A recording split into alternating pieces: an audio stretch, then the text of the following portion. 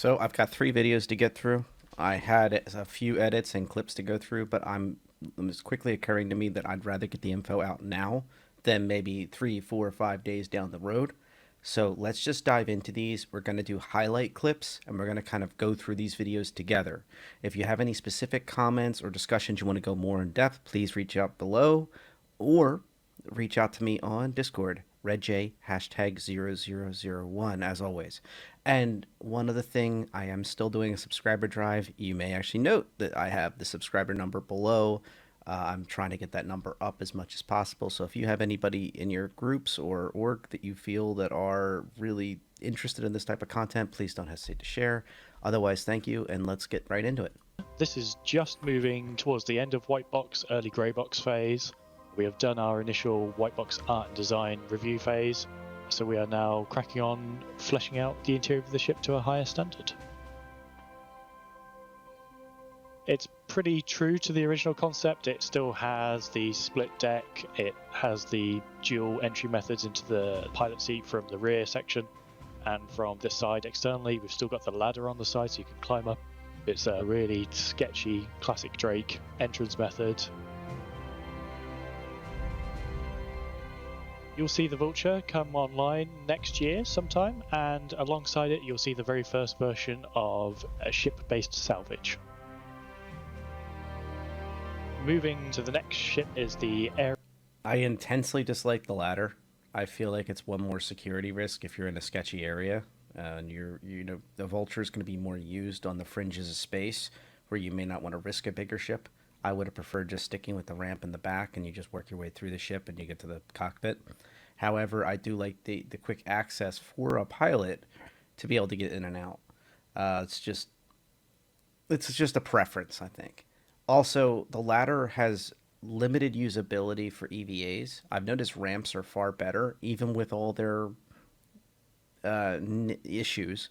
I feel that the ramps are a more stable way to get in and out of a ship, guaranteed, where trying to go up to a ladder, initiate personal inner thought, or skip the ladder, and then you're bumping into these things while you're trying to EVA over, especially with the changes with decoupled feel of EVA coming up very soon. So it's not going to be that you can just stop on a dime without costing fuel each time you do that. It's going to be interesting. However, it is an incredible ship. I am glad to see it finally come to fruition. And also the salvaging mechanic that I think it'll start heralding in, not just for the Vulture, but also for the Reclaimer, and I'm certain ships in between, and personal salvage where you have gear, both tier 1 and 2, that are shoulder mountable. Both your handheld unit, that is your multi-tool that has a salvaging device, which is extremely limited, and then a dedicated salvage tool was confirmed to be in the works. That's more powerful than the multi-tool, but only can do salvage. So very exciting stuff. The Vulture to me represents a lot more than just the ship. I do not feel it's worth purchasing from the store because of its price. It's in the advanced starter category, so it's like, I think it's like $140 or more. But in-game purchase for sure, or maybe an upgrade, and then understanding that in the future you would have an exit strategy. So a Retaliator base, for example, if it's below that price point, would be a perfect upgrade path for this. Like, you can use this once it gets released, and then when you start outgrowing it with your salvage mechanic, you can switch over to that Retaliator base that can cargo haul, that can drop ship troops, that can also use those size 9 torps if you want to play some PvP or PvE content. So now all of a sudden, and it's multi-crew, so you all of a sudden have a lot more mechanics. Now, if you are a dedicated, I am only going to play by myself and I love salvaging and I just want everything about it and not have to worry about a thing, well, yeah, I could see the Vulture with, a nice insurance package, and as long as you're just willing to accept that it's a premium for this ship. It's a nice ship, can't wait to see it. Represents an entire salvaging world coming to Star Citizen. Of a ship-based salvage. Moving to the next ship is the Ares Starfighter Inferno and Ion. These are towards the end of Grey Box, crossing into Final Art in places, so these are your 2 single player anti-capital heavy fighters. The only sort of unknowns that cropped up was where and how we access the components on the ship. These were blocked in at concept phase, but obviously things change during development. We learn a bit more about how to do things more optimally in the engine each ship we do. We've adjusted the animation template to get in a little. It was using another ship's entry, and then just trying to frame the huge guns at the side of the cockpit in view in a way that is nice, but without interfering with your view massively by having huge amounts of VFX and barrel obscuring half your view.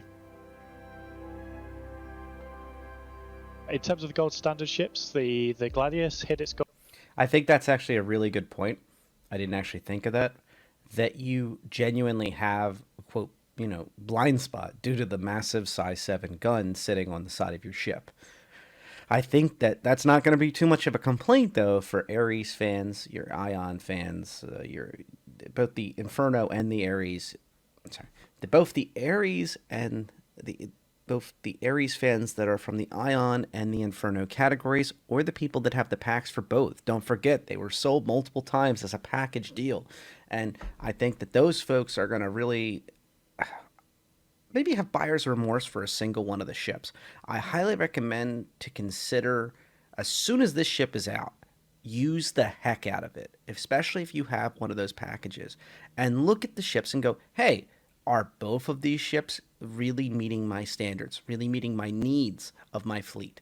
And I would upgrade path out of one of these. These are very expensive ships, hyper niche, specialized ships they have some deficiencies. I will argue that they cannot dogfight well. But the thing of it is, other people may pipe up in the comments or reach out to me and go, hey, Richie, I don't understand why you say that. Why do you say that, man? It's not. But neither one of us is right yet. We have not had a chance to put these ships through their paces. And those guns will certainly be important. Those missile systems that are on board will certainly be important. I think that it is a ship not to be discounted. I think the Ion has some excellent shields, even with its reductions. I believe that's one of the reasons they did a reduction. Pop it in view in a way that they had that. And let's not forget those freaking size 7 weapons.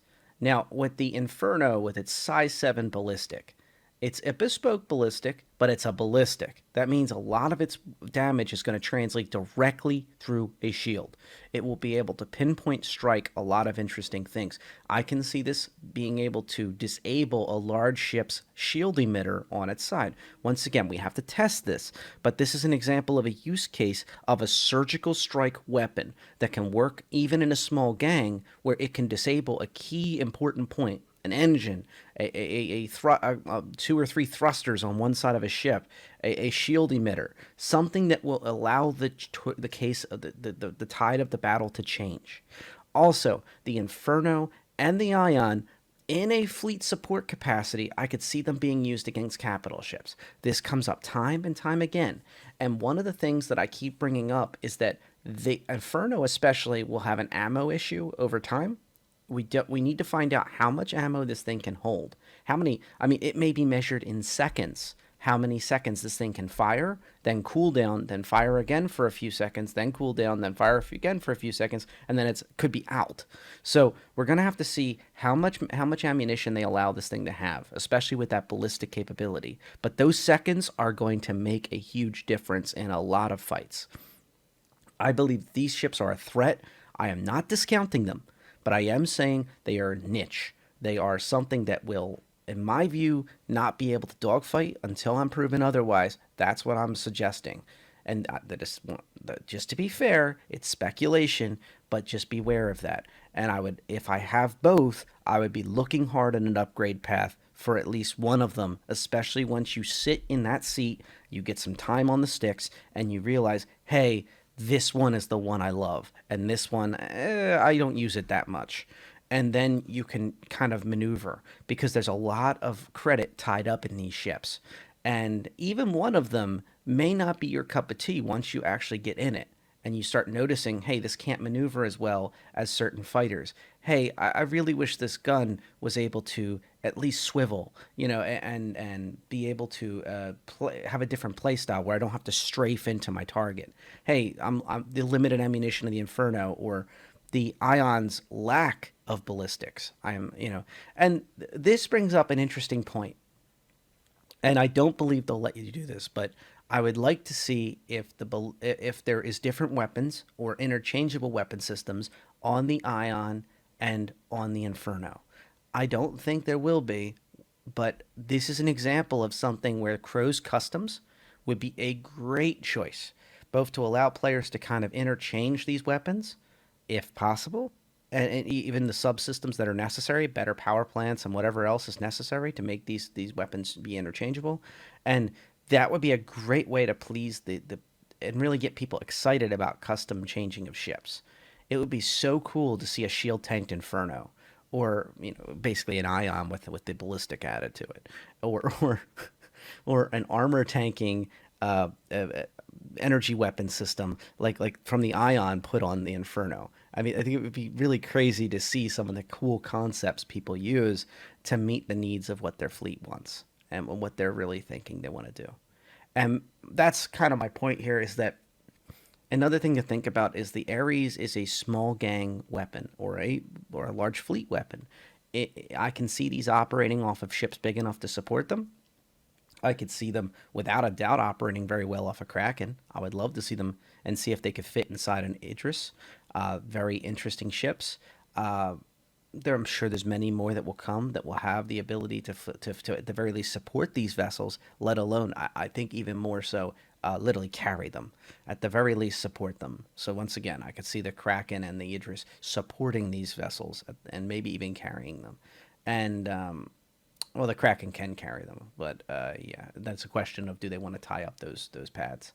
But the possibilities are endless. It does have wings that fold in to a certain extent, and it is speculated that that's on purpose to fit in the UEE class vessels, the largest ones. And also, the Ares series is something that is a team fighter. Unless you're just going for the pride of the kill and and make a video, or just bragging rights, or etc., you have no room for your loot. You have no room for anything like that. And the Ares series, at the end of the day, has a lot of the drawbacks of being, well, a small or medium class fighter, basically, that just happens to have a giant gun and just happens to be rather large. So, good and bad, and a very interesting ship. Can't wait to see it in the verse, both the Ion and the Inferno. Nice, but without. In terms of the gold standard ships, the Gladius hit its gold standard, and we actually got the vast majority of that into 3.14 with only some minor bug fixes in 3.15. The Sabre comes online to its gold standard in 3.15, and some of that new stuff we're working on you might hear about on October 9th at Digital Citizen Con. So you heard it here, right here, that the Sabre rework is going to be showed off at Digital Citizen Con. John Cruz saying that, lead of the ships.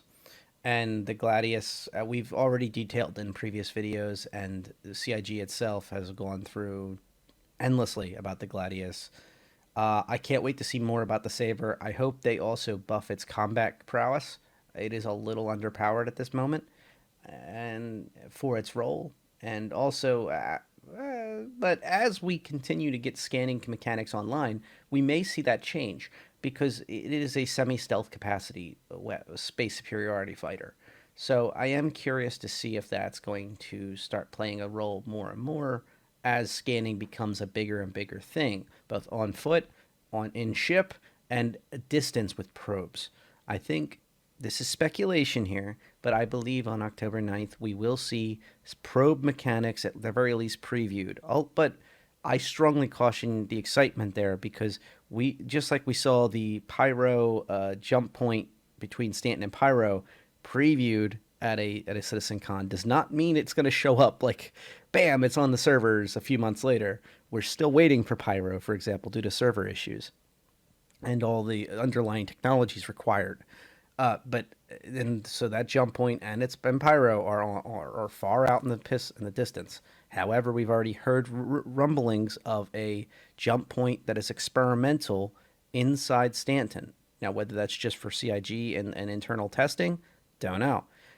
We also heard through the rumor mill that Evocati is starting to recruit again. So they are starting to spool up and gear up for whatever they're testing. So I think scanning mechanics will be part of Citizen Con. I think the Sabre would make sense to show off their Golden Pass and also their stealth prowess, at least partial stealth prowess, at Citizen Con, especially if you're pushing those things. That is all speculation and rumors, though. But I just want you to know every single thing I know about what we're expecting and what at least I'm sitting down on October 9th to see. Might hear about on October 9th at Digital CitizenCon. And finally reaching the ship that is furthest along in the pipeline, which is the Aegis Redeemer, which is pretty much at the end of final art and into the release prep phase, which is what we call the final phase. This is taking the final asset and making it game release ready, so there's a lot of downstream tech and VFX audio UI support that goes on top of that pristine final art state. Silhouette wise, it still has those famous nutcracker wings. We hardened up some of the smooth edges, so there's a bit more angular folds in it. We changed the tail and sort of just stretched the body to balance the proportions because it was a bit one-sided in terms of weight distribution.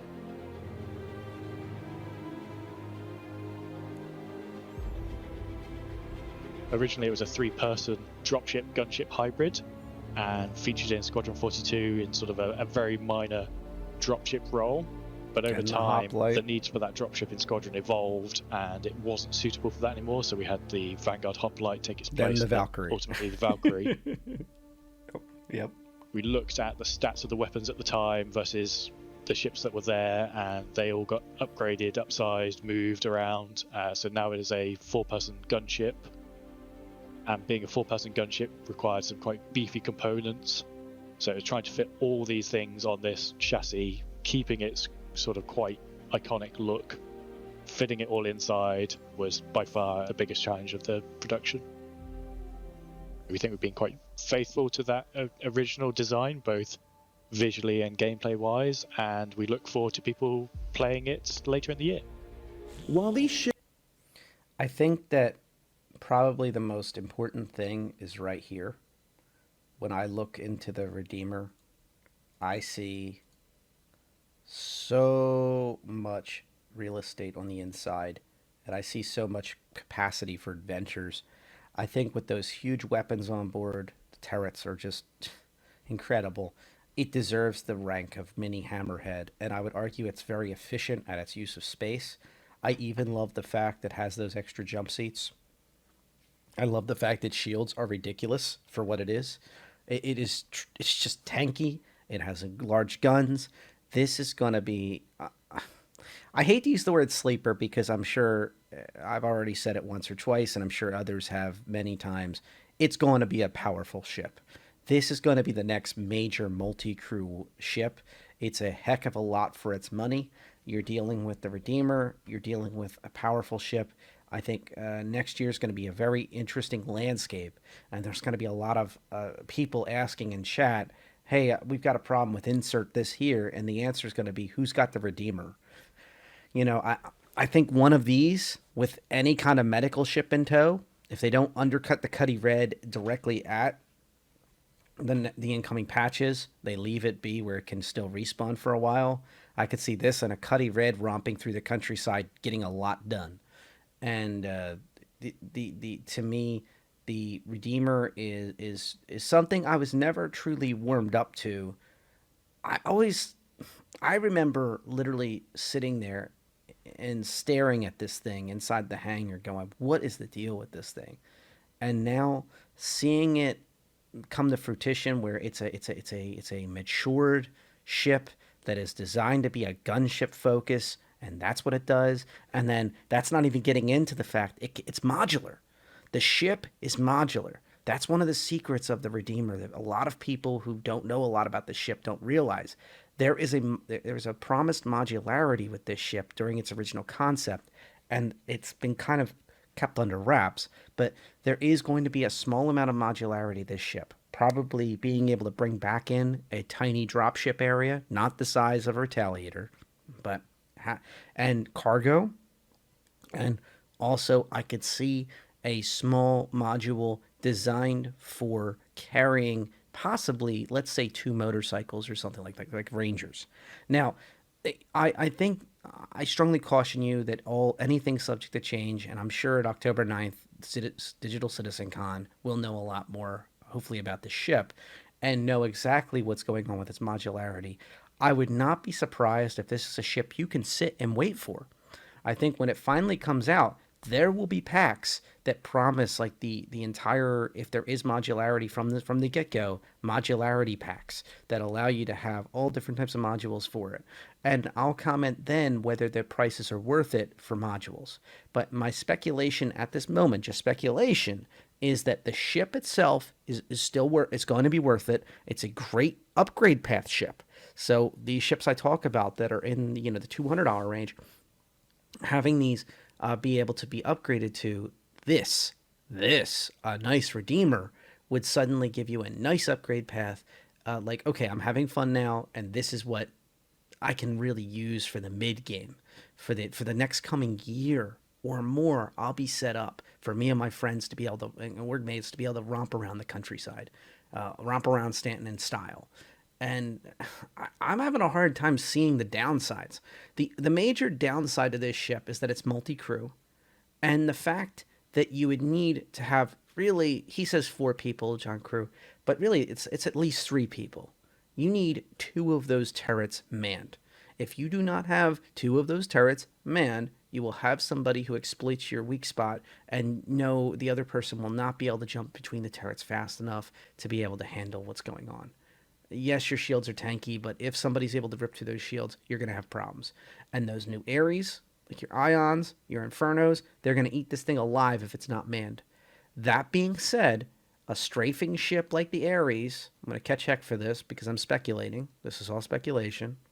Like the Ares is going to have a hard time with a ship that has massive guns like this. A couple shots landed from this thing, that Ares is not going to be exactly in a happy state. But multiple Ares would be an example of something designed to kill this. I could see multiple Ares handling this no problem. And that's fine. Having a multi-crew ship that requires multiple threats to be able to take it down, and maybe take it down, by the way, if the crew of this ship is able to communicate well, the pilot is able to keep its guns on target and is constantly evading, and who knows what other factors are going on, it's still got a shot. But these Areses are going to be threatening. Multiple. I said multiple Ares. And once again, that's all speculation, but I'm seeing kind of the pieces being put into place. And I'm very excited about this ship and what it brings to the table, and it changes the meta landscape. So if you're somebody who min-maxes, this is the kind of ship that you can really ride around with and get a lot done with. And I'm very excited to see it. We've been quite faithful to that original design, both visually and gameplay. So Jared goes Expert right report up a bit. Let's see what folks are working on. Let's start things off with a couple new weapon concepts, because we haven't had those in a while, and take a look at 3 new electron damage items from manufacturer Volt.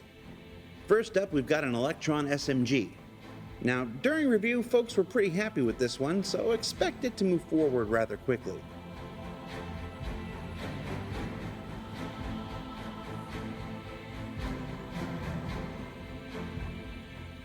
There's also an Electron LMG that, well, we felt still needed a little work. Maybe some shape tweaks, and maybe another pass on the battery pack. And finally, a laser sniper rifle, still from Volt, but not electron damage based.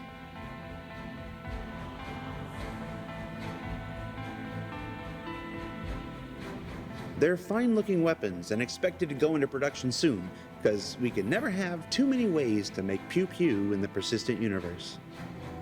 As somebody who uses Gauss rifles, Gauss pistols, Gauss shotguns in Fallout 76, I can tell you that these are looking great. I love the fact that they even showed the ammunition packages and such. I love the idea of the 2 millimeter electromagnetic, but the Star Citizen variant of it, and these look real. The Fallout-y kind of ones are kind of but these look legitimate, and I love the close to the metal look of them. It also reminds me of a game I used to years ago. I played Revolution, where there was like these hybridized weapons that were turned into electronic weapons by the resistance fighters. I think this is such cool technology, and I can't wait to see it in action. It just feels like something I want to pick up and roll with, and I might be like proud of the tweaks that I made to it myself. In Star Citizen, it's kind of underrated that we already have the ability to mount all sorts of different modifications to weapons, and a lot of them are actually useful and something you don't want to lose. So more on that in a few minutes. But that I'm very excited about it. Can't wait to see these weapons come to the game. Love seeing all the changes up, and I'm a huge fan of electronic class weaponry. The EUPU feature team is making solid progress on laser trip mines designed to make the exploration of derelicts a lot more interesting in the near future. There's a variety of use cases, from protecting cargo left behind that needs to be retrieved later, to trapping someone in a location, to just, well, the trolling possibilities are nearly endless. And yes, Virginia, it's true, they won't just be for level designers and NPCs. Laser trip mines will eventually make their way into player hands, and when that happens, will anywhere be truly safe? Coming to Origin and I'm okay with that. I'm okay with all of that. I think laser trip mines are important defensively, and I think that's great that we just learned a new tactic to be able to defeat them. Literally, just use the tractor beam. And remember, these are going to eventually cost energy to use, so you need batteries replacing them. But that will be certainly worth your battery power to throw something down a hallway before you send yourself down that hallway, and deal with any laser trip mines before you go, exploding them in the process. I think it's also interesting that that's fine also, because setting these off will let you know there's an enemy coming. If they're inside your ship, these will buy you time to be able to get to your gun, get yourself motivated, get ready to go. It kind of slows the situation down, buys yourself time to be able to get ready for the fight. So I like both sides of this. Yes, I know there's going to be some sob stories about people getting trolled by the trip mines, etc. But most of the time, they're going to be used in the right ways, especially if they cost resources, a lot of resources. So I hope they don't cost like 100 UEC or something silly like that. These should cost some serious resources. They're electronics, they have lasers, they have explosives, and they require a specialized skill set to deploy. So I create and deploy. So I think that they're going to need to cost reasonable amount of resources to get into the field. And I hope that's the case. be truly safe? Coming to Origin in Alpha 3.15 are 3 new locations we'll be exploring later this quarter. But before that happens, we can share these early white box images of Cousin Crows, the ship and vehicle customization shop that is actually tucked into the underbelly of the floating platforms that make up our newest landing zone. Now, Cousin Crows will support a wide variety of ship customization options, including components, room modules, paints, and more. Now, while everything that can be won't be immediately available in Alpha 3.15, it will continue to expand in its services across subsequent patches. I don't know if that's on purpose, but if you look right here, the 300i, or one of the 300 variants of the 300 series, happens to be prominently displayed on this display. And remember, the 300 series had customizations that you could purchase with out-of-game real-world funds. It would be really a slam dunk and an easy win for them to be able to add that in-game as a purchasable with UEC product. Being able to upgrade the 300 series makes a lot of sense, on top of what we've already seen in the roadmap added with M50 engine swaps. I believe that and it was also in the Cousin Crow preview, there was an M50. So sitting in one of the pictures. So I think that it makes a lot of sense for the M50 engine swap and the 300 series customizations to be some of the first iterations of Cousin Crows. They just make sense. They're already finished products, and it would just be a matter of trying to get them implemented in game and recognized by the game. Now, one of the other things that I saw here, I don't know if this was just because it was custom art, but if you look here, I can't help but notice I believe this is the back end of a Cuddy, and I'm sure Cuddy owners are going to groan if I'm wrong, but this looks like a completely different module on top of it. I can't tell where this starts and stops this docking mechanism. This might be the docking mechanism, actually. I take that back. I was going to suggest that they were adding additional thrusters on top of the Cuddy, but I think that's part of the actual mechanism designed to hold the ship. I don't know what those big circles would do other than be thrusters, but hey, just some neat, fun speculation here. I can't help but notice the ton of arrows just sitting in random places. I don't know if the concept artists happen to have the arrow model sitting up or something when they were pasting them in, but there's a lot of arrows everywhere. So the arrow might be another example of an early customization ship, although that's speculation. The Cuddy is without saying belongs here. I think the Cuddies are fantastic multi-use vessels. I think a lot of Cuddy Red owners are going to suddenly be looking at what to do with their ship once you can't respawn in it. So I'm curious what they can offer. I'd be very excited to see a Cuddy Red that can upgrade its, dare I say it, replace its 2 medical beds with a better one. I know that's heresy, but I would love to see it. I don't think it's going to happen, but I'd love to see it. Or be able to replace the Cuddy Red beds with something else that's more suitable. I think it would be really fun to see a lot of different things in the Cuddy series. I would love to see a vehicle dedicated cutlass, a cutlass where the back doors do not get in the way of getting small vehicles in and out of the dang vessel correctly. Like, I would say up to a Cyclone in size, be able to get safely in and out and literally drive all the way up into that vehicle, into the cargo bay, and it can fit 2 vehicles comfortably. And it just zips around the side of planet side and is able to deploy vehicles. I think that would be a great use for a cutlass. Who knows what will ever happen. But yes. Of which we showed you earlier this quarter. Showroom. Now, one of the biggest challenges for the showroom here is going to be the lighting, since so much of this is open and exposed to the world outside. Beyond that, the team is also experimenting with cutaway displays of the Mother of... I'm sorry, I had to pause for that. That is beautiful. So that's the Moab right there. Wow. I think the team, whichever team did the engine thruster for the Hercules series in the factory, in the Providence platform, did a damn good job. And this is another example. I can't help but wonder if it's the same team. I think they did a great job on that display. This is an awesome display. Please keep adding these to the game. And I'd love to see some non-Crusader related things. Yes, I know this is a bomb, not Crusader specifically probably, but it's Firestorm, for example, is the company. But I'd like to see companies that are non-Crusader related and products that are not supporting Crusader ships also have these displays, because I love them. I love them, and I'd like to see more of them. Bombs, as well as potentially the cockpit of the Hercules itself. That is awesome. Now, progress on the showroom is proceeding as scheduled, and we expect to explore the close to finished versions of these new ores and areas later this quarter. Folks who saw our recent Star Citizen Live with the lighting team know that work has been underway on adding new auxiliary lighting states to the various habitation modules throughout the Stanton system. And here we can see the current progress of that work, including Area 18,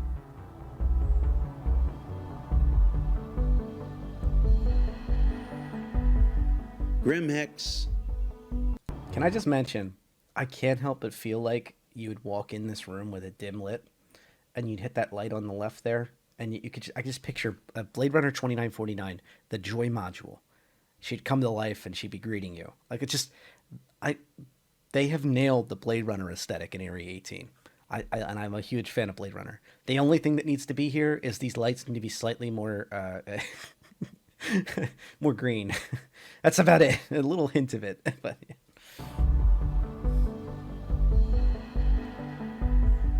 Grimhex,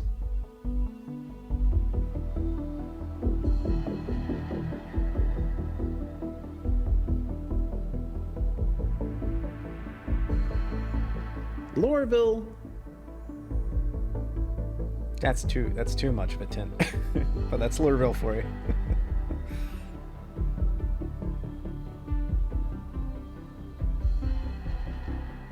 Microtech.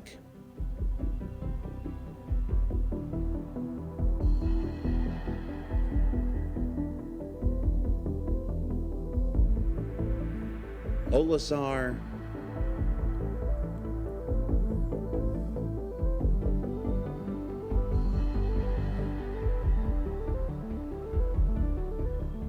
Orizon.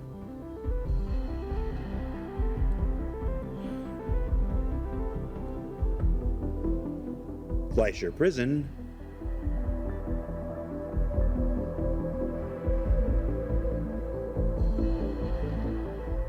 Rest stops. And even Levski. Come back to us, Levski. Yes. I miss you, Levski. I miss you. I can't wait to see you, Nix. And speaking of lights, the graphics team has recently begun work on a new glass window shader designed for buildings that will bring them to life like never before.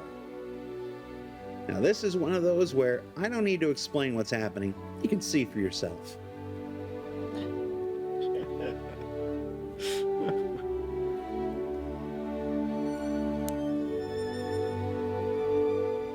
You know, oftentimes the coolest things in game dev are the ones that just make sense, the ones that just make the world seem like the world should be. And that's definitely what we're looking at here. The UI tech team has been working on a new 3D skeleton and interface to be used by players when they wake up in the hospital, allowing them to properly identify and treat their own wounds as needed.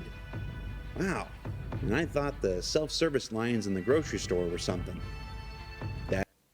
That's incredible. And what that was actually answering one of my questions was, how do you not have a teammate that has to be there to cover you and explain what you can and can't do and what your issues are, or have an NPC that has to walk in and explain that all. And we know how NPCs can be glitchy right now. I'm glad to see that this type of system is in place. Yeah. I also note that tier 2 treatment. I'm curious what if your different insurance levels will cover different things. Whew, there's a lot going on here. Very cool interface. I think this is great. I don't know why he doesn't have any beats per minute. I think you better get checked out. Maybe it didn't get updated yet. Might take a little bit of time for these statistics to update, or it's just this sample does not have those yet. But very interesting stuff. I think it's going to be an important part of the game. So this may be a spot that you'll find yourself many times that you may not like it, but at least you're going to be ready to go back out into the field and continue your journey. That's healthcare in the 30th century for you. Now there will be different rigs for male and female players, and eventually a similar skeletal overlay will be available to players out in the field when they use their hand scanners. But for now, hospitals only. This is just a first look, but you can expect to see the entire loop explored here on ISC starting next week. And since Alpha 3.15 is introducing healing, medical, and the next iteration of inventory, we're talking the next major step forward towards what we've been calling Death of a Spaceman. And while we'll be learning all about those over the next 2 weeks, the character team has started concepts for the long-awaited cybernetic limb replacements coming in later iterations. And while the team has some favorites here, explorations are going to continue beyond what you're seeing, as we want a varied array of options for beginners, more advanced options, different sources like government issue or pirate outlander, and more. I mean, look at all these. Does that one only have 3 fingers? Yeah, it does. They're also exploring how they work with a variety of clothing options in the verse, either exposing the full or partial arm. And then, of course, the gammy leg.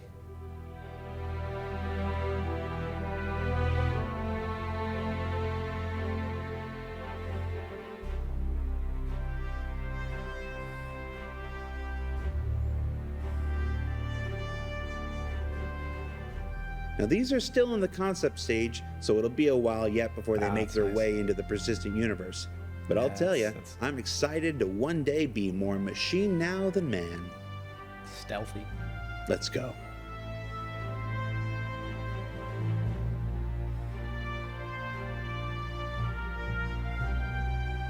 So what did we learn this week? So we got a lot going on. Prosthetics are going to be here. That's very exciting stuff. But at the same time, they're down the line. They're so down the line. I can't even start phasing in exactly what exactly they can and can't be. So let's get right over to the next video. For the FPS experience. So in terms of... So what we're dealing with here is Rich Tyrer is going to be moving over to Squadron 42. How that experience is supposed to be delivered in both Star Citizen and Squadron 42. And that's always been the case and will still be the case in this new change. But the deal is that we'd look at these features and go, okay, how are we going to use these features in the games? So we go, okay, so let's take trolley push-pull, for example. And I actually wrote about this, some of the pitfalls of this development in some of the retrospectives that I did in the last 2 quarters.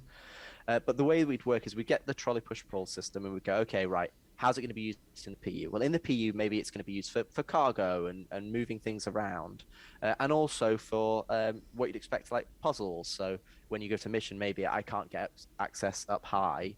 I need to move something so I can then mantle it and climb up. The stereotypical, action adventure type of puzzle.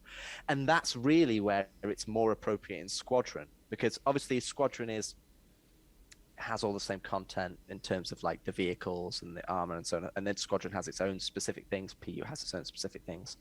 But how you use these features, we will always deliver something in a systemic fashion. So for example, if we were just making a single player game, you could make trolley push pull just be a movable physics object and be done with it. Because we know it's going into the PU, we went the extra mile and be like, okay, well, it needs to take into account there's different gravity that you can be in, or other people can jump on that because it's a multiplayer game, and you've got vastly different cargo weights, and so we have to take that into account. And so what I like about Rich Tyrer is that he loves the PU. What I don't like is that he's moving over to Squadron 42 as his primary goal. There is a major push, even you have Chris himself is taking his entire family and going to the UK to finish Squadron 42 Part 1. And I can understand why you want to take your best talent and bring it over there and knock this out. But the one good thing, the icing on the cake here is, aside from having Squadron get done quickly and efficiently and great, is that Rich will take a lot of his knowledge and his passion for the PU, and I believe bring it over to Squadron to make sure that our interests are always represented. So yes, I lumped you into my passion here, is that I believe the PU is my primary viewpoint and my primary game. Squadron is great. I have a copy of it. I can't wait to play it. But PU is my lifeblood, and PU will always be my passion out in the Star Citizen universe. And that's where I get to play with other players. That's where I get to play with my workmates, my friends, all of you, and everyone else in the verse. And I can't, that's where I want to be. And Rich, coming from that perspective and being able to make sure that developments for Squadron are ready for the PU is important, and I do appreciate that. So I thank Rich, and I wish him luck with finishing Squadron. Towards the end here is some really interesting small points. This is kind of a thing with Star Citizen Live, is like they get towards the end, and Jared literally gets up to walk away to go to the airport in the middle of the interview as a joke. But there's some really important stuff here. Gameplay team will don't know if this is change the PU in Alpha 315. Well, the biggest change, obviously, is inventory is now localized. So when you load up your PMA, or essentially you have access to all of your equipment at any moment, anywhere in the universe. If you're on some random moon, you can load up your PMA and go, I want to change armor. I want to change weapons. I want to have access to grenades or med pens or whatever. I want, if I'm in a location, I'm in New Babbage, I can access any ship I want, do whatever I need. Inventory now is going to be localized, so you will only have access to the things that you take with you. If a ship is at a location, it is that location. If you want to fly that ship, you need to go to that location to fly it. If you want to use the Caldera environment suit because you're going to a cold environment, you better make sure that you take it with you along the way. So that's the big headline. It's becoming on way more inventory. tactical. It's becoming way more like there's now inventory tactics coming to Alpha 315. And then the other side of the coin is death is going to become more meaningful, which is a more step towards Death of a Spaceman. So when you die, you won't immediately die now. You'll go into a downed state or an incapacitated state, which will allow other people to bring you back. So if you're playing with friends, that's a really good, they accidentally fell on a cliff or they got shot or whatever, you'll be able to bring them back. And we're introducing an injury system where you can have basically semi-permanent injuries, essentially, where they are quite severe in some of the cases. So you might have broken legs or broken arms or traumatic head injury or so on and so forth, and they will have significant impacts on your gameplay. So some, like broken legs, you can't walk. But we will provide drugs and medical guns and medical attachments to the multi-tool that allow you to apply... Yeah, and hospitals that allow you to basically mask the symptoms of those drugs. So you can mask the pain for your broken legs, so now you can walk again. But they don't cure you. The way that you cure yourself is going to a relevant medical facility, whether that's a ship that has a medical bed or a hospital or a rest stop that has a clinic. And those medical beds will allow you to basically remove those injuries. And let's be real. Some folks are gonna love it. It's the realization of this life in the verse that Chris has been talking about since he first published Death of a Spaceman in 2013. Some folks are gonna pull their hair out like, oh my god, this is so much different and so much harder. It's definitely going to be a harder challenge. It's going to be a harder experience.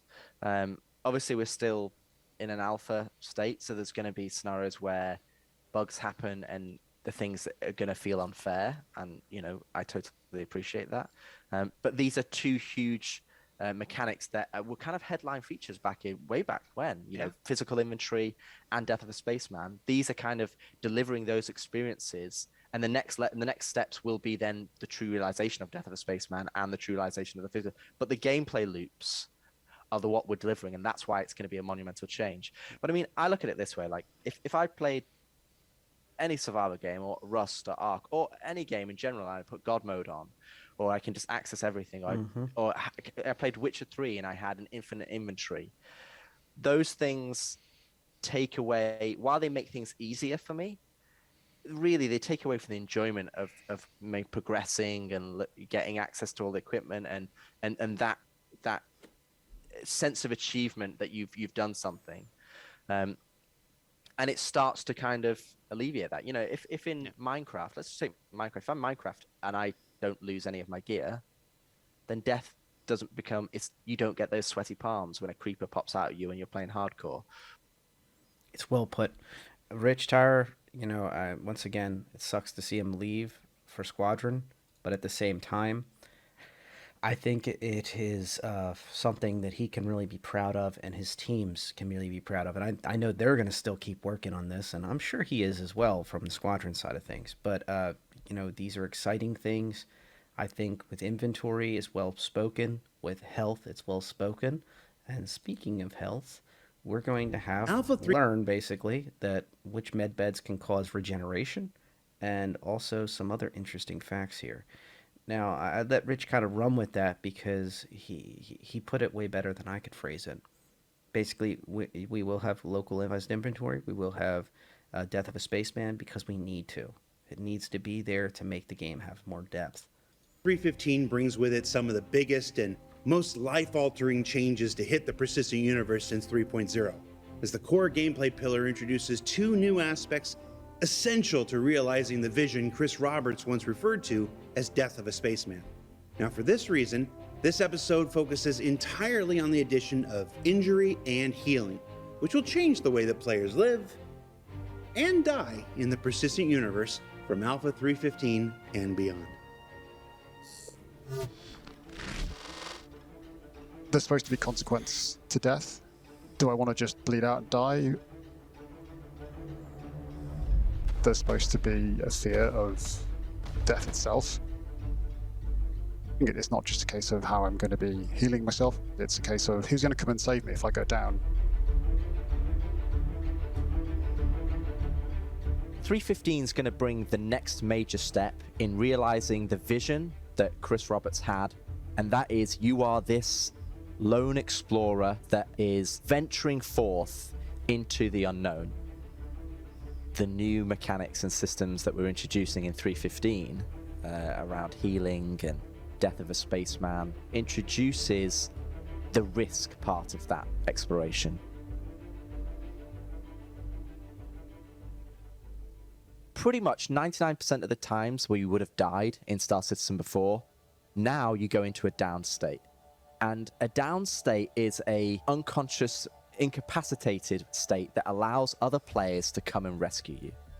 But when you do come back, you may come back with a very severe injury. So the injuries that you can come back with, you can range all the way from a traumatic head injury, a chest, severe chest injury or chest wound.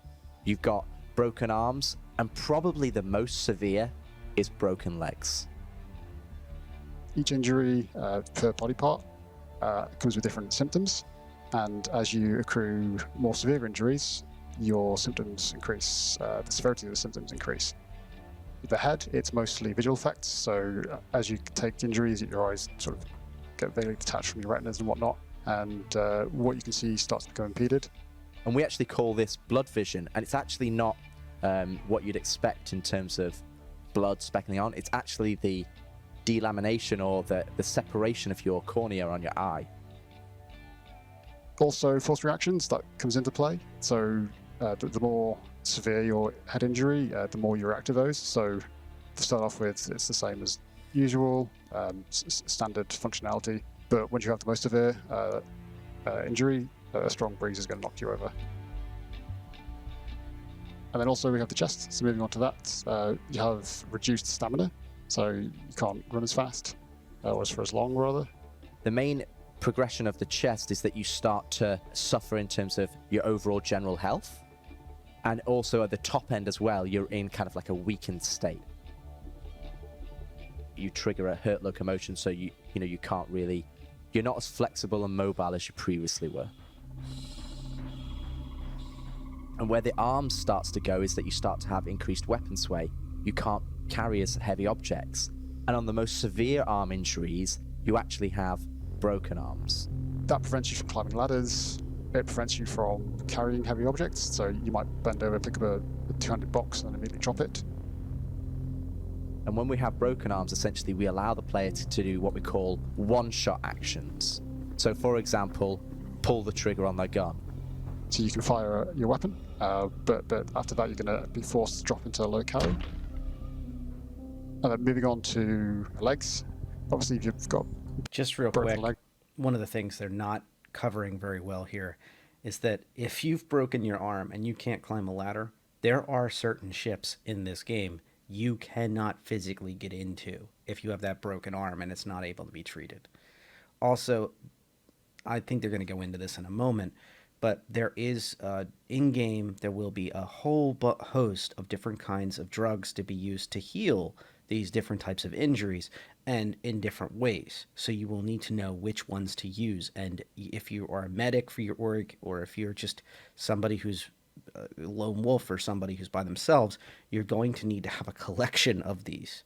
At the very least, a small collection of drugs on board your ship, and preferably not a ship with a ladder as the only means of access, because if you're injured seriously enough on an arm, you will be trapped where you're at. like that doesn't really help you traversal. And when you get to that severe state, we put you into prone lock, so you have to crawl everywhere.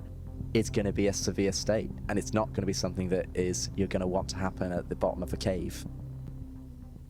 So if you do receive an injury out and about, what can you do? How can you help yourself? Obviously, you can have medical pens. So medical pens are what you're using right now. They heal your health, and they still remain to heal your health. They won't heal it as much as previously, where it was just a one-shot, heal all, reset back to full health, you're pristine. They just bring back your health back to where it can be, depending on what injury you've received.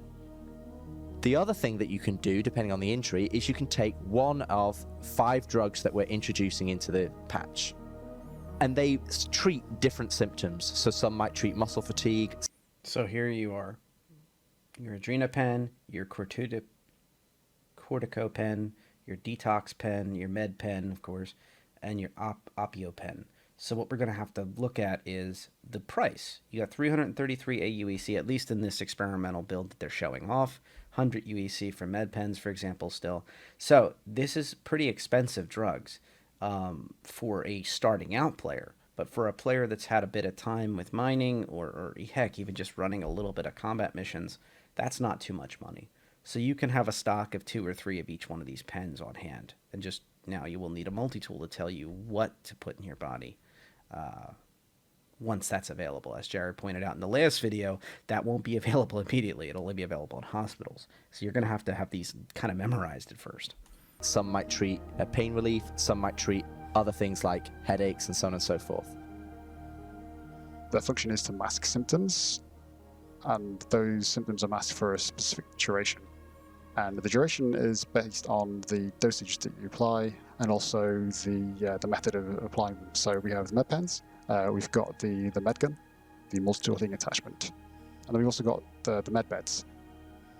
The efficacy of all of those increase. Sort of we go up in efficacy from pen to sort of gadget to med bed. Hold up. So apparently, I don't know if 315 is going to have it or not, but the way he's talking, it will. He said the med pen level, where you're just injecting it into your body, then the multi-tool, then the med gun, which is a tier 2 level of the med pen of the multi-tool. Basically, it's a dedicated healing device that you will have to decide to carry, and it can only do healing work. That will be more powerful, and then the bed itself. So, if we have the medical gun, not just the multi-tool attachment, that would be a step forward for a lot of multi-crew, for a lot of org teammates, and for literally, if it's cheap enough, just having it sit in a decent sized ship. I could see it sitting in a weapons rack or utility rack, just sitting there, ready to go. And you keep your small supply of drugs next to it. I could see it even on like a mining vessel or a cargo delivery vessel or something. Somebody drops a big box on themselves or the ore explodes and they need to be healed. You grab the gun, you heal them, let's get you back and get checked out after we're done. This is something that would make a lot of sense. You think of large commercial fishing vessels have a small... And as blood drug level increases, you'll start to reach thresholds where you start to see visual effects, so blurry vision, muffled audio, that kind of thing. And then as you progress through that further, you'll start to enter drunk locomotion mode. And that's, as you might imagine, staggering around, looking rather drunk. If you reach 100% on your BDL bar, that results in you entering an overdose state. Now, this is similar to an incapacitated state in that you can't move, you're in ragdoll, you're seeing the screen fade in and out. But the main difference is that your blood drug level does decay. So as long as you don't suffer damage enough to send you into an incapacitated state and then eventually death, you will come out of the overdose state automatically. So this is what leads to the next stage of relief. How do I cure the symptoms or injuries that I've received? You can only cure those injuries based on going to a medical facility or a medical bed. And depending on the severity of that injury will dictate which facility you need to go to. Now, it's not a one bed fixes all. Not all beds were made equal. We have the Cutlass, which is a tier 3 facility, and that can remove minor injuries, so that the least worst of the injuries. You've then got the Carrack and 890, they're tier 2. They can relieve minor and moderate injuries. We'll also have rest stops. They'll have clinics within them, and they'll also be able to, they're a tier 2 facility, so they'll be able to heal moderate and... So now we have confirmation. Clinics like R&R clinics are tier 2, not tier 1. Minor injuries. And then the creme de la creme, which is tier 1, you'll find those in hospitals, and those can remove any injuries. And also in the Apollo, if it's correctly configured, we'll have a tier 1 bed. It will have to be, the way it works is you can have 3 beds at tier 3, 2 beds at tier 2, 1 bed at tier 1, and then it has 2 of those rooms. They're basically mirror images. So you can have one that's a tier 1 bed, and then across the hall have 2 tier 2s or 3 tier 3s. So just bear that in mind. It's a modular ship. It is not in game yet, though.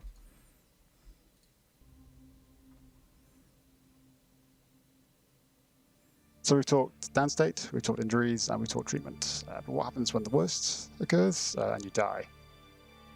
So previously, or currently, you respawn in a hab. That's out the window now. Now you respawn in a medbed. There's numerous locations that have medbeds. So that's hospitals, that's clinics, Carrick, 890. Those are the ships you can respawn in, at least the Cutlass you can't. Your default respawn location. You just heard it here. The Cutlass Red is being nerfed right now, literally as this gets rolled out. So you'll still have the tier 2 beds, like in the 890, the Carrick, that will be able to allow that. And of course, the 890 jump is still a great pocket carrier for training operations. The Carrick is still a great exploration vessel with tons of versatility, and it can do some combat for sure. So, bittersweet, but that's how it is. Location is actually set as your home location. So when you log in now on 315, you'll be asked to choose your home residence. This home residence will become your home regeneration point. And this is what the main area that you have will be dictated to that hospital.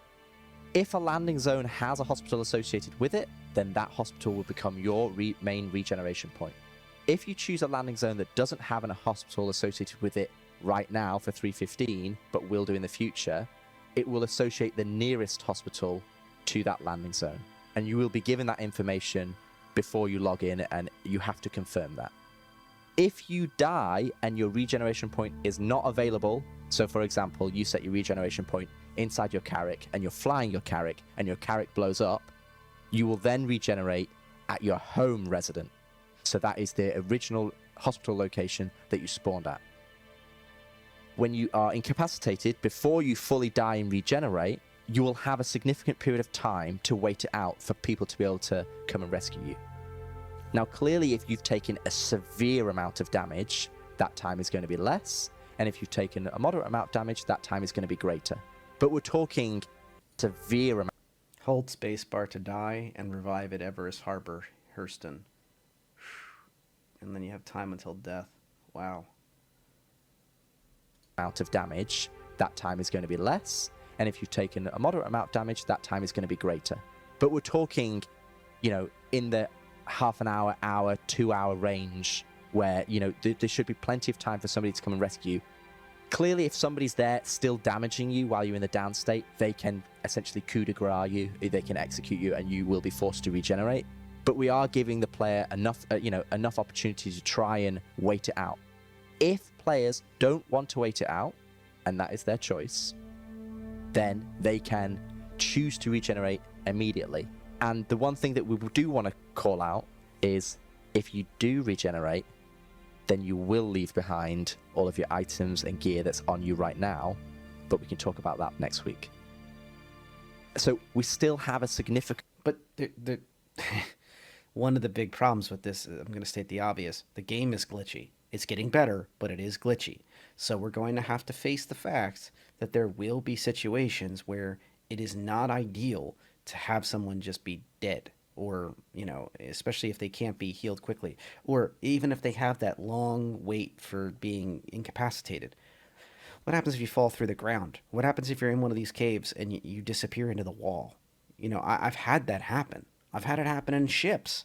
And I gotta say, I'd be very frustrated the first time that happens. I hope that they work that out where it can detect the 30K, it can detect a different type of glitch, or it has some method of detecting this person traveled thousands of miles on foot in a millisecond. So clearly they fell through the seconds. So clearly they fell through the earth, and therefore that person wouldn't lose all their stuff.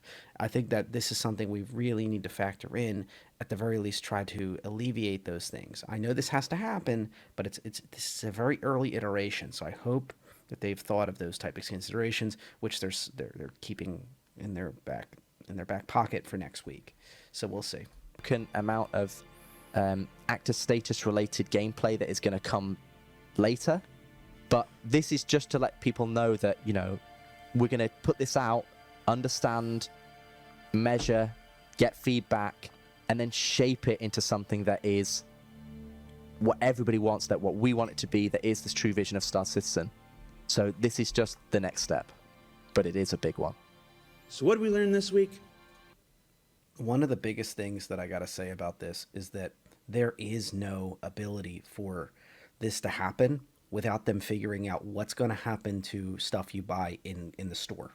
Because by far, that's going to be the biggest complaint people have. I glitched out, or I claim to have glitched out, one or the other, and now I lost something that's a subscriber perk or something. There needs to be a store where you can rebuy, at the very least, those type of things. You can rebuy the concierge stuff. You can rebuy different things that you were given from different events, or you earned from different events. You know, the brand new CDF armor everybody's got. Well, I can't help but notice that. That's going to be an issue. So anyway, we'll find out next week. I'm sure that they're going to think of those things. I hope that they have a good iteration of that for this first rundown. So let's go straight into the ship showdown. So very interesting matchups. I was hoping that this would be a little more even-keeled, but it's looking like the Carrack is going to win and beat out the Connie Andromeda, unfortunately. The Carrack is a very strong candidate, but it already has a best in show skin. It really sucks that it's going to go again. So you can see my votes. Like I said, I kept my promise. I've got to show you everything I voted for and explain why. The C2 Herc, I voted for over the Cat. The Cat already has a best in show skin, and I can't wait to see a C2 Herc, especially with the livery. I think that this is going to be an easy win for the Herc to go into the semifinal. If you actually click on these, it shows you how many votes they got. So you can see that the 15,000 something votes and the Cat got 5,000. Now, this could be just because this was the first of the ship showdown, so it had like that spike of interest. And then over time, because if you click on the Reclaimer, you can see that there was only 8,000 votes versus 7,000 votes on the Mole. So there was a little bit less people voting on that second day. But I still think that that was a more interesting fight, too, because the Reclaimer almost got edged out by the Mole. I voted for the Mole because the Reclaimer already has, in my opinion, the nicest best in show skin ever. It changes the whole look of the ship, the feel of the ship. It makes the ship usable for people who didn't like the look of the ship to begin with. I hope people aren't voting on this just to have the light pink lights change to light blue. I really hope that's not the case. But I digress. It's not my show. It's what people vote on, and they decide. Unfortunately, the Reclaimer beat out the Mole. I would have liked to see the Mole at least get a little further, but let's not kid ourselves. The C2 is going to beat out the Reclaimer for the semifinal seat. We've got the Carrack that is in the strong lead. I voted for the Connie Andromeda. I would have liked to see one of the Connies go to Best in Show, and it still may change, but the way things are going, you have almost over double the votes for the Carrack now. And we are literally only 18 hours left. So, well, it's still 2/3 of the way, but we'll see. So we might have a boost, for the Connies in the late US TZs as we go into the evening for the US, but I don't think so. I think the Carrack's going to win. Also, a side note, CIG has made a big change to these. Previously, you were able to see how many upvotes both sides had, and before you voted. Reddit and some other locations on Discords across the fan base have moved into pushing for this upvote system to be hidden. So now, when you look at this page without voting, you can see only that there is a vote for the Carrack and the Andromeda. Then you click your vote, and then it shows you the number. And you can still track, you can still see how many votes different things got right here. You can see how many votes they finally got. But it is worth noting that this has changed. The idea is that they are trying to prevent the herd mentality. So people see, oh, the Carrack's clearly winning, I'll vote for the winner. Or I won't bother voting for anything because I love the Connie, but my vote won't matter because it's double the votes are already for the Carrack. So that's kind of the game that I think they're trying to avoid, is that metagaming aspect. And yeah, I think this is going to be interesting. I think in this bracket, the C2 Herc is going to win to the semi. I'm just going to stick with picking on the semis for now. I really do believe it's going to make it to the semi. I think in this bracket, I think all bets are off. I strongly suspect the MPUV cargo is going to beat out the Max. It's just too soft of an offering. I'm sorry to pick on the Lancers, but the Lancer Max following is just not as strong as what I'm seeing from the MPUV cargo and how motivated the MPUV cargo push is. And I think that the MPUV cargo and the Carrack are going to be in a brawl for that semifinal seat. And it's going to be a very interesting fight.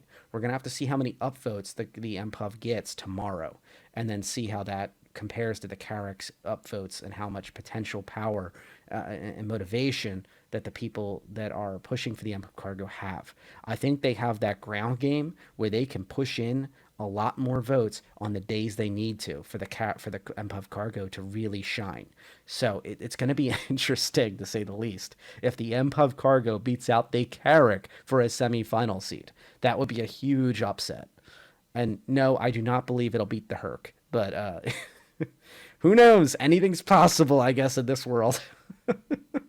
But yes, it's a shame to see the Connie not go down. And then, of course, after that, we have the Cuddy and the 600i Explorer. I'm supporting the 600i Explorer as the Cuddy Black already has a Best in Show. The Retaliator Bomber and the Banu, I'm not quite sure how that's going to go. So the next couple days are very exciting. I can't wait to cover these as well and kind of talk about them and go into them.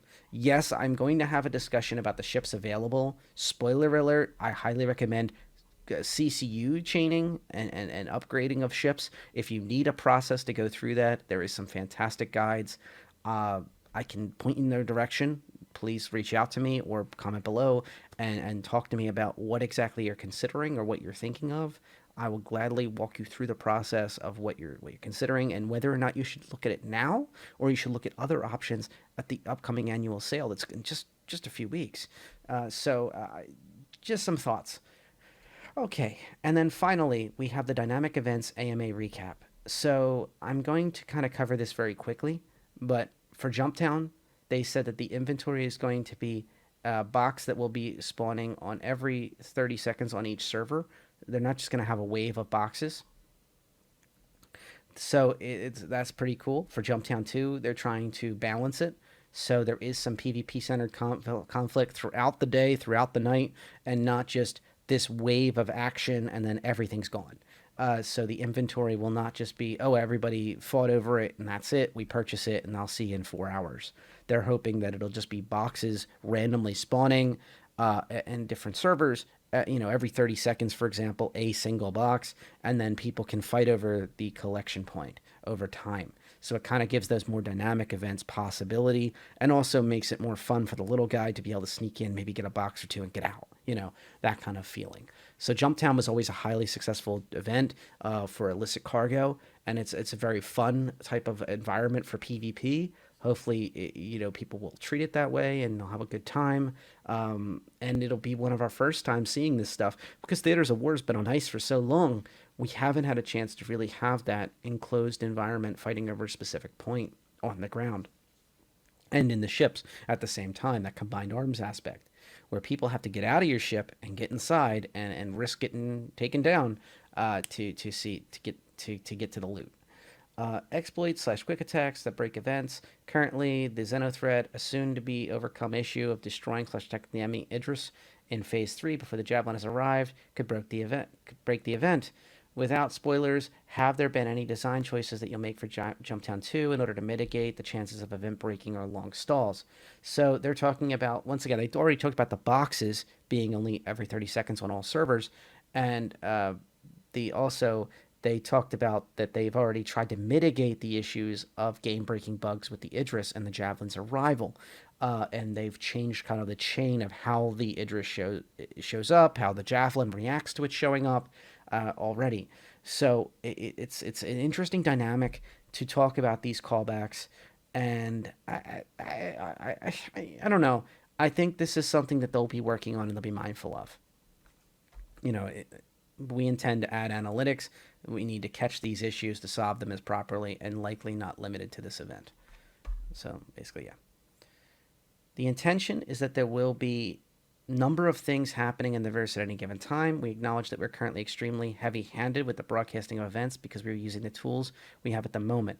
Ideally, we need to have the expand our notification system to handle multiple events, queuing messages, and player-driven controls. Like this is something Tony Z talked about, not just the messaging we receive, but also literally the players changing the dynamics by being more piratey in one place and causing the pirates to feel like they have more of an advantage, and they'll start triggering things, or they start getting enough in-game resources to do events and attacks.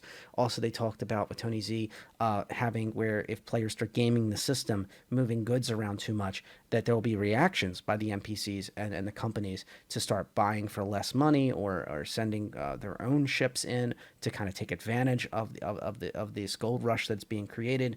So I think there will be less of these major events that you get in your email inbox or on the website and on Spectrum, and more of just players have done something crazy, the NPCs reacted, let's go have a good time and see how that sandbox kind of happens, and everybody has a moment in that they're having fun in it. Other Jumptown 2, other ground-based dynamic events. So this is interesting. So they're talking about the different FPS zones that they're trying to create and a lot of the missions that are involved. They're going to have a CitizenCon presentation, so that means that's why this is so short. They want to incorporate more scenarios once they have AI capable of navigating the planet's surfaces. Also, interestingly, they've already said that on Horizon, they already made the decision they're going to have FPS-style gameplay and emissions on top of the barges. So those Atlas barges that are cruising around above your head, those are going to be able to be, you land, you have to fight your way in, or you have to sneak your way in. I would suspect, I'm adding that last part speculation, the rest is fact, that they're going to have gameplay on those barges, especially FPS-style gameplay. So on foot gameplay. Will future dynamic events offer reputation-based rewards, such as choosing a side? So, like, will you get more CDF armor?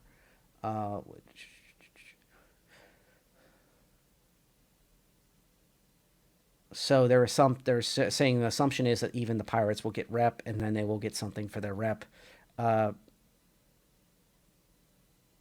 not committing to it, but they're saying that this will be something tracked, and that reputation will allow you to get a hold of something cool, and the counter mission also be something cool that they get.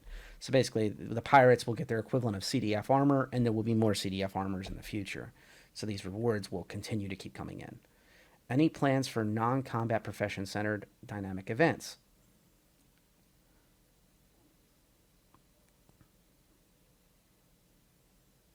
So they're talking about contract managers requesting you to go mining, go and do more dynamic content like that.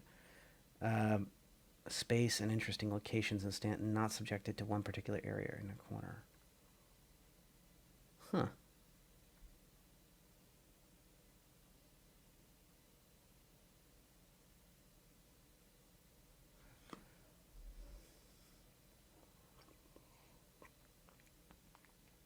So they're talking about they're having a lot of discussions about whether they should have these experiences that are going to be moving around and handling mission logic that can adapt to what the mission locations would be. I think they're basically saying we're not going to send you to the same place over and over again to complete missions in the future. They're going to be dynamic. Use an RNG to determine which dynamic events will become active.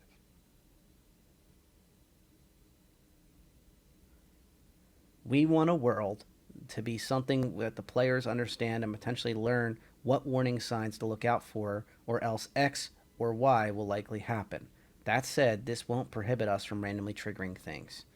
So, once again, following the Tony C logic, where he's saying, I want to have it so players are in the driver's seat, and players' actions cause this to happen. Or NPCs do this, and if players react as this is what is going to be the options that are available to the NPCs. The NPCs will see little option but to do blank. So if players suddenly want to charge a fortune for shield emitters to the UE Navy, the UE Navy is going to find other sources of resources.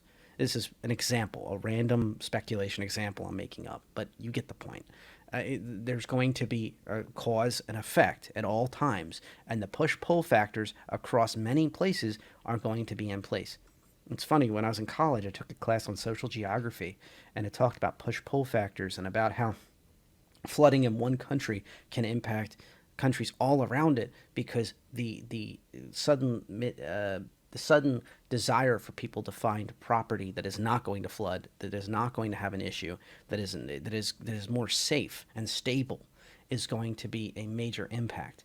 And it's not just economic, it's not just social, it's like a social, cultural, everything can be changed in the drop of a hat by one incident happening.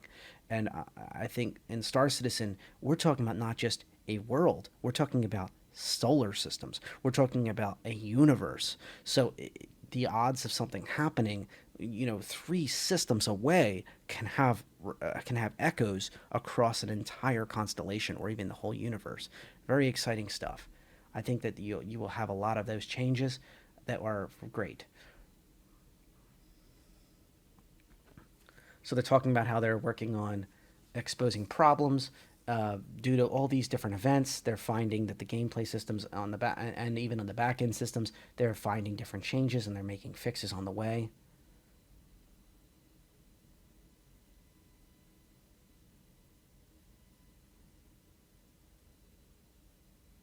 I think the crime stats are good. The unfair crime stats were rough. In 2 instances, I got a crime stat, and then I was suddenly like, in one situation, I was like an enemy of the state or something. In another situation, I was able to sort it out relatively easily. Quick snip over to the station and got the hacking done, and I was done. The other time, not so easy. Crime stats are a real gut buster, especially when you're bumping into friendly ships. You accidentally shoot a ship. In some cases, it's not even in your purview. Like, the lag is so bad, you're shooting at the enemy, but the other ship moved, and bam, now you hit it, and it's like there's nothing you can do about it. So I hope that they continue to look at those edge cases and work those down and figure out what's a real crime stat worthy thing and what is not. So yeah. Dynamic events triggered. I found that partying up, by the way, helped a little bit with that issue. Not much, but partying up with everybody in sight was helping, especially during the box collection part of the mission. Dynamic event, when you're real close to each other, you're forced to be on top of each other. High density of crime stats on a server. High density of crime stats on a server. So that's an example of Tony Z's concepts being put into place by his teams. If you have a lot of crime stats running around, you're going to have reaction by the quanta, and it's absolutely planned to have events for a bunch of pirates running around together. So maybe the UEE takes notice, the advocacy for it in particular, and also other players start worrying and panicking, or they join the party, or the NPCs as well. Very exciting stuff. Can we expect to see video feeds with via MobiGlass instead of... Oh, that'd be cool. I'd like to see video feeds. I really like what they did with Dooley this go around. I think that she really got refined out, and she feels like a more fleshed out character. I found myself caught myself a couple times yelling out to Dooley, like, "Hey, I'm working on it," or something like that, or "I'm trying to get there." Even though it's the same damn pre-recordings over and over again, it was almost like a player, that you're reacting to, that you're trying to work with, and it felt fun to be part of the team, trying to save the javelin, and all that fun stuff. Really cool. Just a fun little note. I hope to see more of that, and I think they need to have more dynamic messaging that has more voices, and video would be cool too. So insufficient medical supplies. Yes. That was a big problem with Ninetales Lockdown. Was the lack of medical supplies to be able to take in, and people didn't want to do it. People didn't want to take the 250-kilometer run to the Quantum Jam station in a hauler full of medical supplies. I was recommending even to people, even if you do it, just do it to get in there and then switch over to a combat ship, or carry in a combat ship the medical supplies, get the little bonus, and then roll out and start actually fighting the Ninetales. Players not playing with them. I totally agree with that. I tried it once, and holy cow, the server on a testing server, the PTU, the server was outright hostile to me.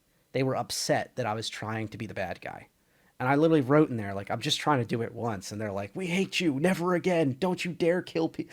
It was bad. It was very bad. I blew up a single cutlass and whatever that was collecting boxes. And oh my goodness, you should have seen how angry the server was. And they were all chasing after me. I was like, what do I do with this? And I ran away in Italian. I was like, okay, this is silliness. Like the if we, on a test server we don't support piracy, piracy is not a real thing right now. Dare I say it? I guess you got to have a very thick skin and you got to be willing to be disliked by the community to be a true pirate. Once again, on a test server where the points don't matter, it's like whose line is it anyway? If you can't even test out piracy just once, blowing up a single ship, let's quote the good guys, part of the CDF, that's a friendly player. We got problems. If you actually want that type of gameplay, I think that, and once again, I'm not a pirate. I'm not somebody who enjoys piracy. Even when I was in Eve, I was, contract piracy was as far as I enjoyed going. And that was just basically blow up the bad guys because my good guys are over here and we're denying them logistics capabilities. We're denying them this. There was a mission. Whereas piracy, I think, in this game needs that mission and it needs to make more sense. Because right now, the Ninetales and the Xenothreat are just basically bad guys. They need a backstory. They need a story where they were wronged by the UEE and innocent people passed or something due to the UEE's decision to be heavy-handed with enforcement. They need some rallying cry more than just, for example, Xenothreat. We don't like we don't like alien races. Like that is very hard to support. It's very hard. I like the Banu. I like the Tavaran. I find them fascinating. I'm not saying I trust the Tavaran 100%, but at the same time, I wouldn't mind fighting next to them. I find them fun and interesting. And same with the Banu. Even if they trade with the Vandul, but I'm still fascinated by them. And it's like I feel like there's a lot of things that they need to flesh out that way. The Expanse is a great example of nailing this topic. The Belters have an actual plight, a valid reason to dislike the Inners, like us fine folks from Sol, in the Sol system from Earth and the Luna, and also from Mars. Like they have a valid reason to fear and dislike the Inners, but at the same time, they do bad things, and you can understand the reaction of Earth and Luna and also Mars and then their forces, and they make decisions based on that, and that makes an interesting fleshed out world. I think they need to dare I say it, make the Ninetales more understandable. I'm not saying likable, I'm saying understandable. The Xenothreat can be the boogeyman and the bad guys at all, just nobody likes them. Okay, fine. But I think the Ninetales, we need to look at them as they have a valid reason. Their colony ship was blown up, and all their ships are made from pieces of that colony ship, from the very steel that they lost almost everything they had. The only people who survived are from lifeboats, and those lifeboats, they carry a tiny little piece that's like the size of a quarter, that's or some type of coinage.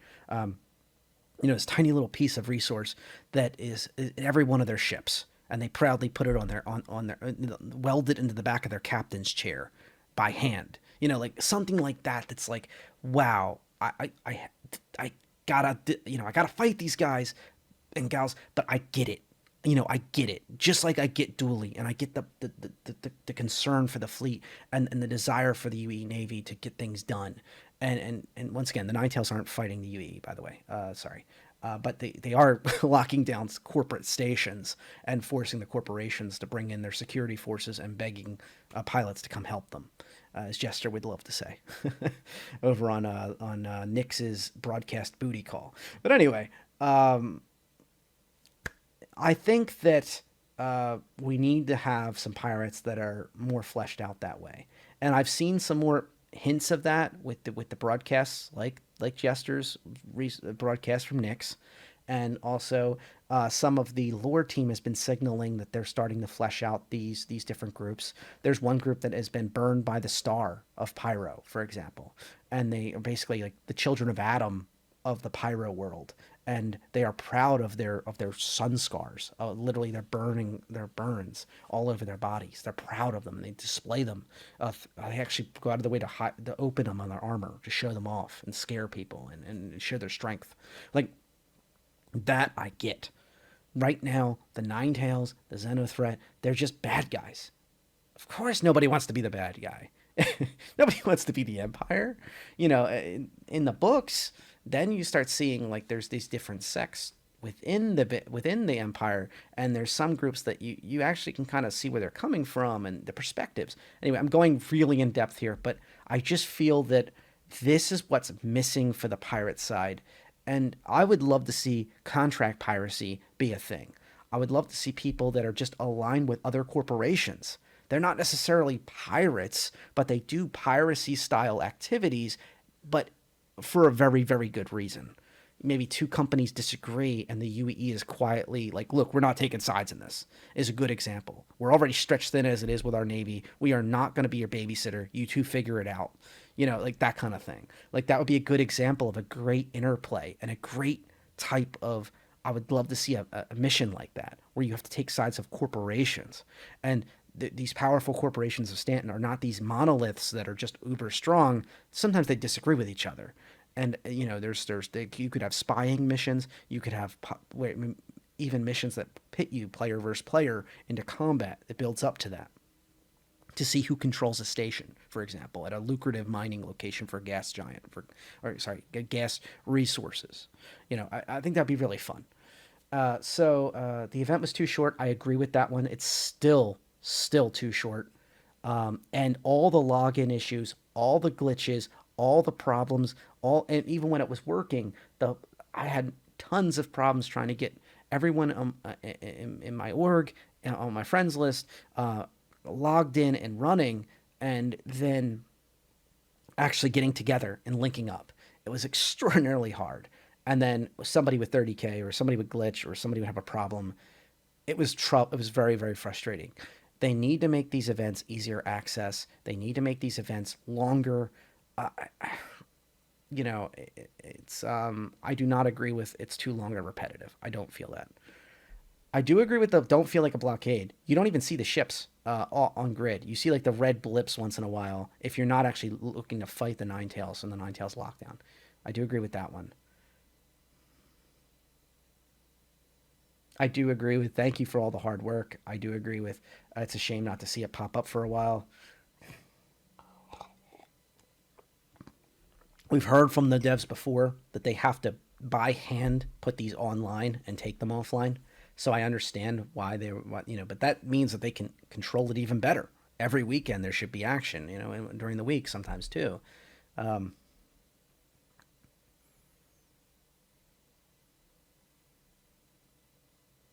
Xenothreat's lore, they are mostly ex-Navy, so it's reasonable they have access to Navy shipyards and others would not. They're flying the Idris M. That's my excuse, and I'm sticking to it. It is interesting that pirates would roll around in Idris M's along with Arrows and Vanguard Wardens, very heavy-duty military-class ships. Idris M was proven working. That's interesting. So the Idris P is not proven working, is based on what I'm inferring here. Once again, I'm speculating slightly, but that's looking like the Idris P might have been better to replace that with an Idris P. So the Idris P is not ready for prime time. There you go. So even if the server could support it, right now, if they flip the switch, the exterior of an Idris P with all of its bells and whistles working, just the exterior, because that's all the Idris M is not ready for prime time. That's a shame. I was under the impression that the Idris P and the Idris M were ready to go, but they just didn't want to flip the switch because of Squadron.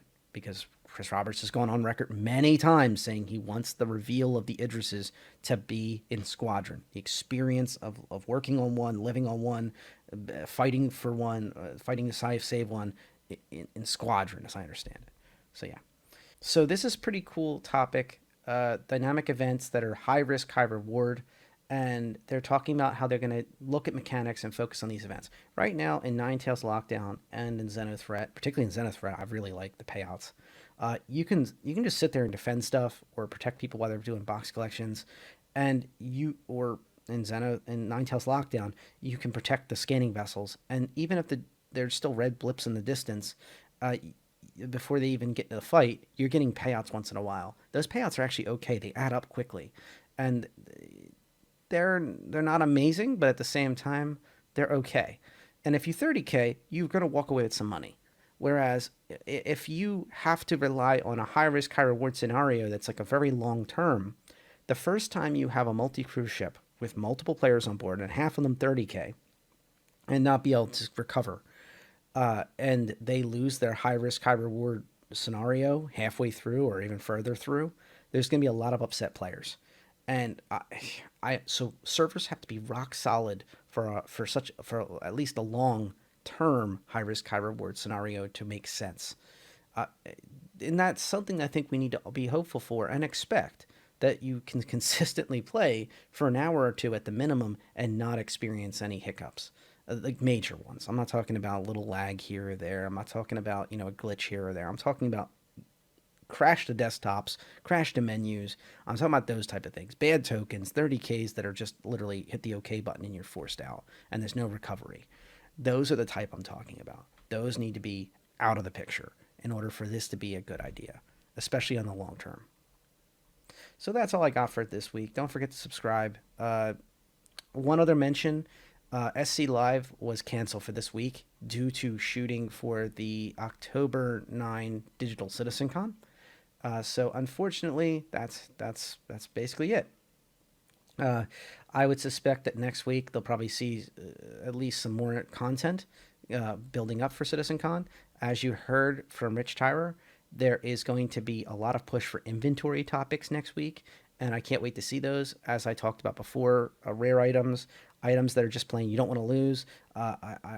We really need to know more about what's happening, and hopefully next week we'll get a lot of answers, and that'll help everybody prepare for the road to CitizenCon. Be sure to vote in the ship showdown. Remember, if you don't vote, you really have a hard time arguing for or against ships, and it's your decision who gets those items and which ships do you think deserve to be considered at the top of the ranks for the ship showdown. Also, I do promise later. Sorry, I'm trying to remember what day of the week it is. Sorry. Probably this weekend I'll try to cover at some point all the CCU chains and all the options you have in this ship showdown. There's 16 different ships. Some of them are great to pick up. Some of them are questions. Some of them are kind of investments, and some of them are risks. Like we're coming into Digital Citizen Con, and they may be winners or losers. But right now is maybe a good time to pick them up, especially like I said. Spoiler alert: CCUs. The 2-year insurance, the special 2-year insurance, is not as good as the annual insurance, which is 10 years on these ships during the annual sale, where all ships are available for purchase later this year. So just some thoughts.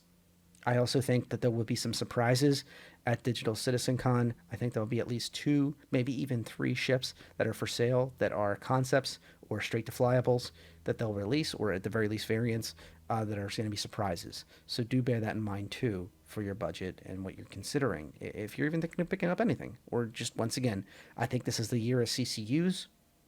I think this is the time to kind of give yourself options. You can always melt a CCU, although that doesn't protect its value unless it's a war bond. It's certainly something to think about. And like I said, I want to do a full dedicated video, so I'm going to shut up now. But yeah, please subscribe if you haven't already. Please push this through to people you think will appreciate this type of analysis video. And be sure to comment below or hit me up on Discord if you're shy. Take it easy and fly safe.